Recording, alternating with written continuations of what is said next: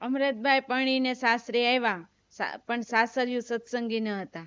સત્સંગી પરિવારમાં જન્મેલા અમૃતભાઈ નાનપણથી જ ગઢડા જતા લાડુબા અને જીવુબાના સંગમાં રહીને ભક્તિ અને ધર્મમાં રંગાઈ ગયેલા હતા અને પિયરિયાની રહેણી કહેણી પ્રમાણે જીવન જીવે અને તેઓ સત્સંગના પાયેલ પિયુષને ચરિતાર્થ કરતા હતા. તે અતિ પોતે દ્રઢ રીતે શુદ્ધ ઉપાસનામાં વર્તનારા હતા. મોરના ઈંડાને કઈ ચિતરવા ન પડે એવી રીતે અમૃતભાઈ નાનપણથી ભગવાનનું ભજન કરતા અને સાસરે આવ્યા તો પણ એવી રીતે જ ભગવાનનું ભજન કરતા હતા. અમૃતભાઈ સાસરે આવતા જ નિયમ ધર્મ દ્રઢપણે પાળતા હતા. ડુંગળી અને લસણ જમતા નહીં અને ઘી, દૂધ, તેલ, પાણી કપડેથી ગાળીને વાપરે અને 3 ટાઈમ મહારાજને શુદ્ધ ભાવથી થાળ બનાવીને મહારાજને ધરાવતા હતા. આ બધું કરે તે અમૃતબાઈના સાસરિયા પક્ષ વાળાને ગમે નહીં. તેમના સાસુ, સસરા અને નણંદ તેમને મેણા ટોણા માર્યા રાખે અને કહે કે આ બધું શું છે?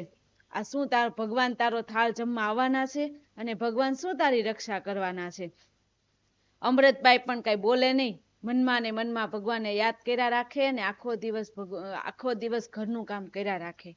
એમને અમૃતબાઈના સસરા હતા તે દારૂ ચલમ પીવે અને તેમના પતિ હતા તે પણ બીડી અને તમાકુના વ્યસની હતા. એટલે આખા ઘરમાં અમૃતબાઈ એક જ એવા ભગવાનનું ભજન કરતા હતા. આ બધું કરે તેમના ઘરના સભ્યોને ગમે નહીં એટલે તેમને આડોડાઈ કર્યા રાખે. અને તેમના સાસુ હતા તે ઘણીવાર એવું કરતા, પાણીના ગોળામાં ડુંગળી લસણ નાખી દે એટલે અમૃતબાઈ પીવે નહીં અને જે પાણી હતું ને એનાથી લોટ બાંધીને રસોઈ બનાવે એટલે અમૃતબાઈ તે રસોઈ જમે નહીં. આવી રીતે ખૂબ અમૃતબાઈને હેરાન કરતા હતા. પણ અમૃતબાઈ બધું સહન કર્યા રાખે, મહારાજને યાદ કર્યા રાખે. એવી રીતે ઘણી વાર તો અમૃતબાઈને જમવા મળતું પણ નહીં. એવી રીતે એક દિવસ એવું થયું કે અમૃતબાઈને 3 દિવસ લગી જમવા મળ્યું નહીં અને તેમના પતિ હતા તે પણ ઓરડાનો દરવાજો બંધ કરીને જતા રહ્યા હતા. એટલે અમૃતબાઈને અંદર પૂરી દીધા હતા. 3 દિવસ લગી અમૃતબાઈ અન્ન પાણી વગરના ઓરડામાં બેઠા. ભગવાન ભક્ત વત્સલ છે એટલે ભગવાન ભક્તનું દુઃખ દેખી નથી શકતા. એટલે નિયમ ચેષ્ટામાં કીધું છે ને, કોઈનો દુખ્યો રે દેખી ન ખમાય દયા આણી રે. એ જ રાત્રે શ્રીજી મહારાજ બ્રાહ્મણનો વેશ લઈને નાગનેશ આવ્યા. અમૃતબાઈની ઘેર આવીને ઓસરીમાં ઉભા મહારાજ સાથ પાડે છે, અમૃતબાઈ ઉઠો, અમૃતબાઈ અમે તમને તેડવા આવ્યા છીએ. ઓરડામાંથી અમૃતબાઈ બોલ્યા, પણ મહારાજ હું કેમ કરીને આવું? ઓરડાની બહાર તો સાકર પીડેલી છે અને મારું શરીર પણ અશક્ત છે. મેં તો 2-3 દિવસથી અન્ન પાણી પણ લીધા નથી. ત્યારે મહારાજ બોલ્યા કે અમૃતબાઈ અમે બધું જાણીએ છીએ પણ તમે ઉઠો અને અમારી પાછળ ચાલો. તે અમૃતબાઈ તરત જ ઊભા થયા અને આપોઆપ ઓરડાના દરવાજા ખુલી ગયા. અમૃતબાઈ મહારાજની પાછળ ચાલતા થયા. પછી દરવાજો આપોઆપ બંધ થઈ ગયો.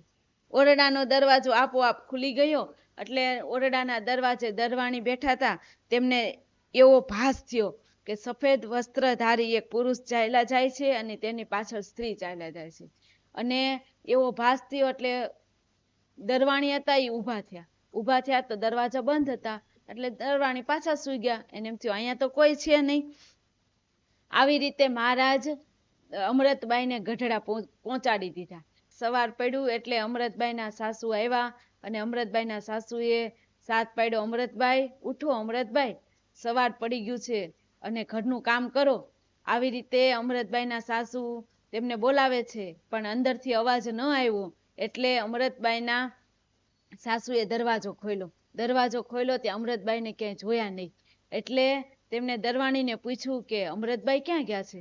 એટલે દરવાણીએ કીધું કે મને ખબર નથી ક્યાંય, અહીંયા તો કાંઈ કોઈ ગયું નથી ને કોઈ આવ્યું નથી. પણ તેમના સાસુએ પછી બધી તપાસ કરી આખા ઘરમાં ને બધી. પછી તે દરવાણીને યાદ આવ્યું કે અમૃતબાઈના સાસુને કહે છે કે મને એવો સૂતો હતો તે મને એવો ભાસ થયો કે કોઈ ગયું ને કોઈક આવ્યું એવો ભાસ થયો હતો. એટલે અમૃતબાઈએ પછી આખા ઘરમાં ને કુવે જઈને બધે ગામમાં બધે તપાસ કરી પણ ક્યાંય અમૃતબાઈ જોવા મળ્યા નહીં.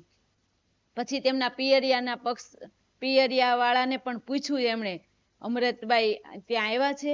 પણ ત્યાં પણ અમૃતબાઈ હતા નહીં. ઘણી જગ્યાએ શોધ્યા પણ અમૃતબાઈ ક્યાંય મળ્યા નહીં. પણ અમૃતબાઈ તો ગઢડા જતા રહ્યા હતા. મહારાજ અમૃતબાઈને મોટા બાની પાસે મૂકી આવ્યા હતા. ત્યાં પોતે સુખે મહારાજનું ભજન કરતા હતા. અમૃતબાઈ તો આવા કુડા સંસારનો ત્યાગ કરીને ઘર પરિવાર સંસારીઓને છોડીને આજીવન ગઢપુરમાં રહીને ભગવાનનું ભજન કરતા હતા.